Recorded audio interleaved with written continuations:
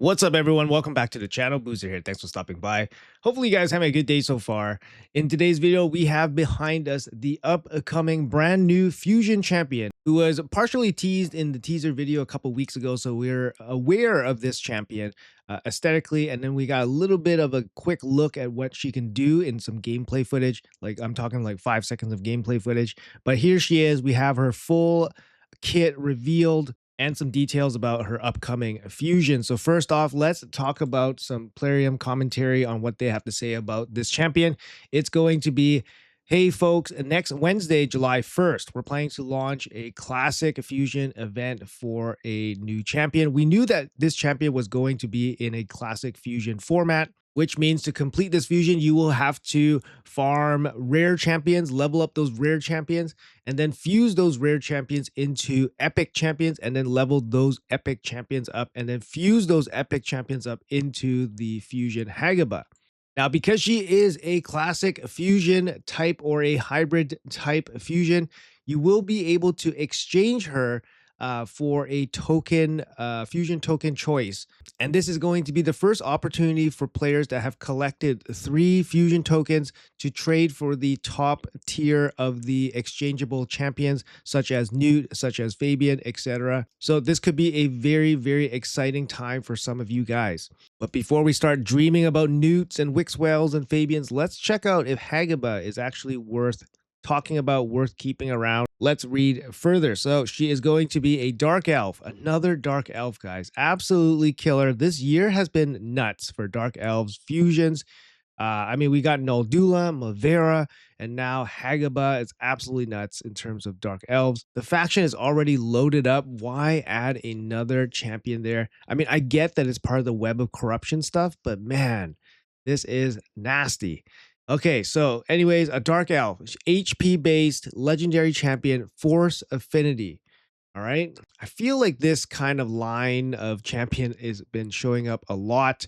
You see a lot of HP based force affinity champions. You know what? We don't really see HP based spirit affinity champions. I don't know. Or even magic. We don't see a lot of those. Let's continue. So Haggibah the Nestmaid fights fire with fire, quite literally, wielding the power of bomb and HP burn debuffs while remaining immune to both.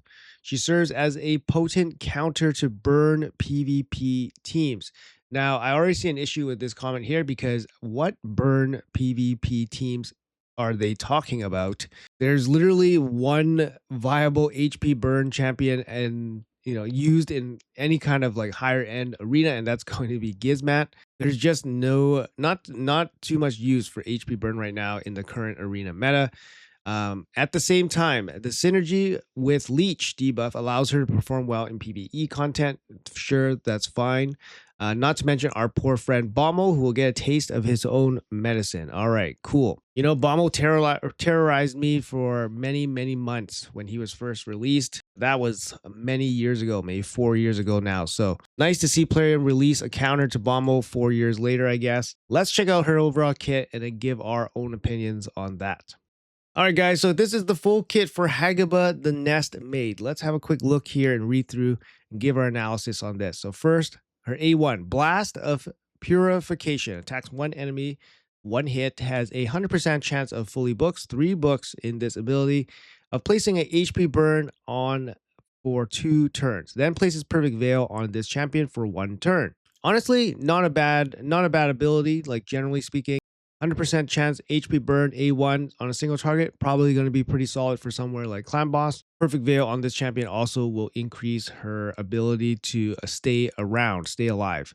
Her A2 on a 4-turn cooldown, fully booked, will be 3-turn cooldown, 4 books in this ability. Is an AoE ability. It's an AoE attack, instantly detonates all bomb debuffs, and ticks 1 HP burn debuff on all enemies. Has a 100% chance when fully booked of placing Leech for 2 turns. Okay, so if you don't have bombs or HP burns out, this ability is awful. It's basically an AoE apply Leech only. So it is really conditional on having at least bombs or HP burn so that you can get more value from it. Generally speaking, I would say this ability is pretty weak. It's a heavy emphasis on having bombs already on the enemy so that you can detonate them right away. Otherwise, this ability for 1 HP burn tick plus Leech is definitely not Not good enough for 2026. I'll say that right now. Like you would expect something like that from a epic champion, perhaps. But the main focus of this ability is the instant detonation on the bomb. So if you have bombs and then you can instantly detonate it, then yes, this ability is pretty good. But without bombs, this ability is awful.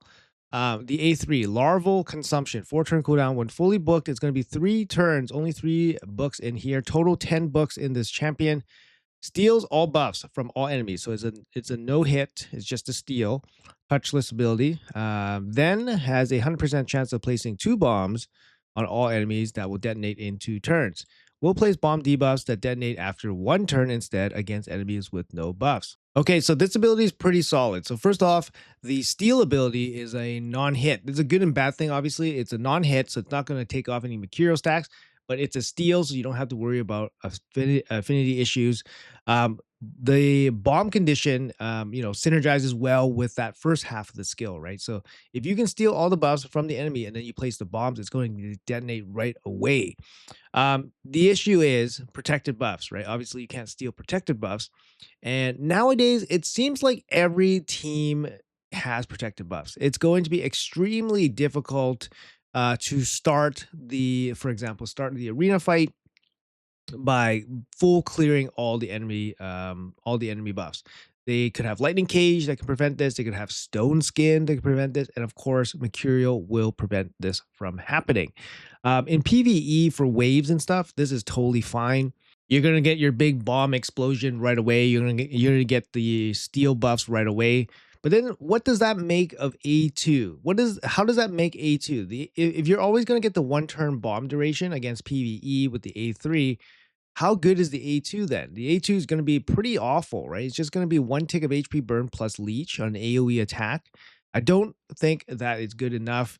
Obviously, the A2 is there just in case the A3 doesn't go perfectly as planned. You don't steal every single buff and you want to detonate your bombs right away. So then the A2 comes. But like I said, in PvE content, you probably will be able to steal all the buffs because nothing is protected usually. And then the A3 works fine, but then the A2 is going to be lackluster. So I'm not seeing how this is a really good kit. I'm not seeing so far, but let's check out the passive here.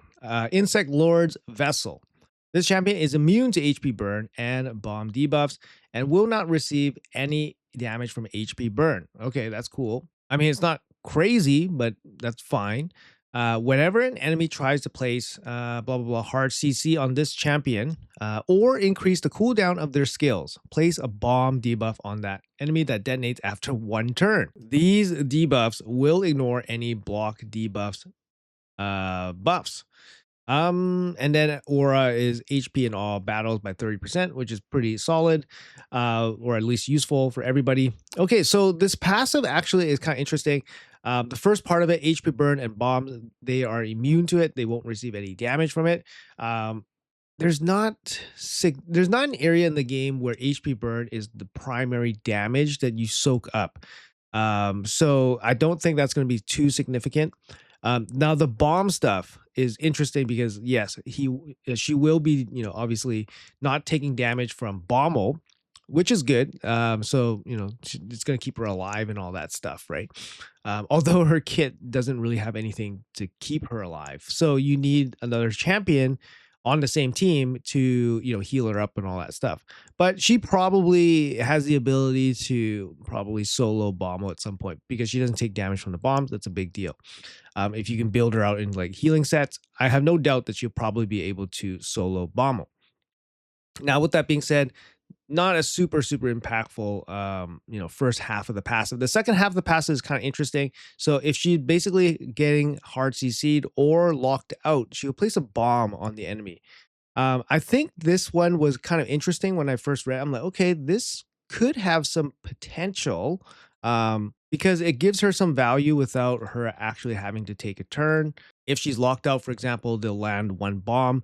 But I think it's not enough. I don't think it's strong enough to be a huge deterrent to scare people. Obviously, if the enemy has Mercurial, like in PvP, They can protect against the bomb debuffs that are coming back, because the condition is they can only go through block debuffs, but not Mercurial, not Stone Skin, or anything like that. So although it is a little bit interesting, I don't think the impact is enough. Obviously, even if you are able to land the bomb through everything, through whatever they have, and let's say one bomb sticks, usually one bomb is not enough to land like critical damage to kill off an enemy. You need at least a couple, right? Or you have to build Haggibah with like crazy amount of stats. I did confirm with Plarium that her damage from the bombs will be based on her HP, similar to how like somebody like Commodus, for example. That's good news, because building her out with lots of HP at least will increase her effective HP pool so she can survive a little bit longer. But I'd be really surprised if these bombs hit super hard regardless of what kind of stats she has. So anyways, guys, this is going to be the full kit for Haggibah the Nestmaid. Overall, on first read, I think it's not great. I would say it's really bad. I would say this is on that level. Obviously, wait for the play tests and stuff like that. This is just my first impression. But like I said, the A3 cycling into the A2, it's fine if you have like the worst case condition on the A3. So if you don't steal all the buffs, your bombs land for 2 turns. That's kind of bad. Then you can go back into the A2, detonate them right away, which is good. But keep in mind, there's no extra turn stuff. There's no extra turn meter stuff that will get you back to the A2 right away. So sometimes you can have an ability, you use the ability like larval consumption, and then you don't realize anything. You don't get any damage.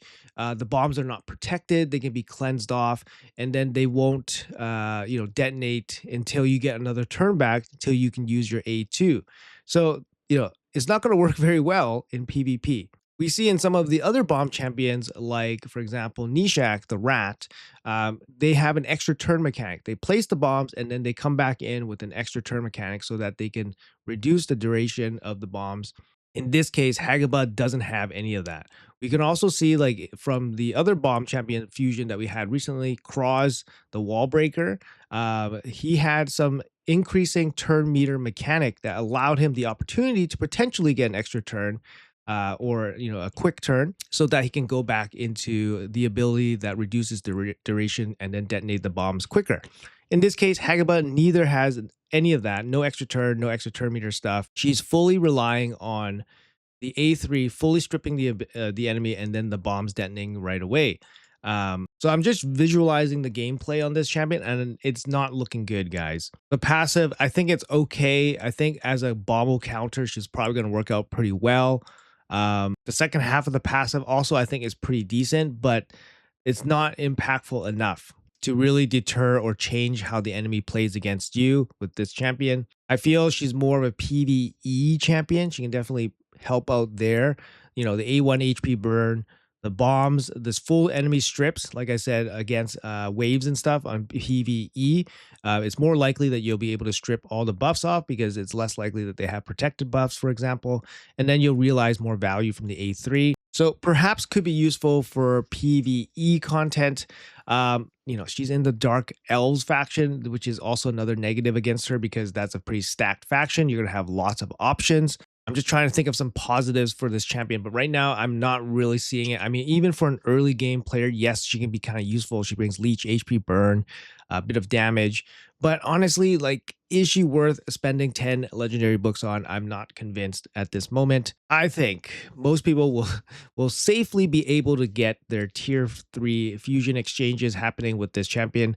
That's going to be my general opinion on this champion right away. Like I said, we'll hold the final verdict until we get the playtest footage going, but maybe we'll find some cool interactions. But right now, I'm really not seeing it. So anyways, guys, that's going to be it for this kit reveal for Haggibah the Nestmaid. She is going to be the upcoming fusion champion, traditional fusion champion, happening on July 1st. That's going to be happening next week. Keep an eye out for the playtest videos. Let me know in the comments below what you guys think about Haggibah the Nestmaid. Do you guys think that she's going to be worthwhile? Do you guys see any cool interactions that we can do with her kit, or maybe perhaps I can test out? Or is she just going to be token food and then you guys can enjoy your Newt, Wixwell, Fabian, Titus, etc's coming next fusion? And of course, let me know what champion you guys will be exchanging her for if you guys are going that route. If you guys enjoy the content, make sure you guys hit that like and subscribe button. It would really help me out. Thanks for watching until the end, guys. Have a great day, and I'll see you guys in the next video.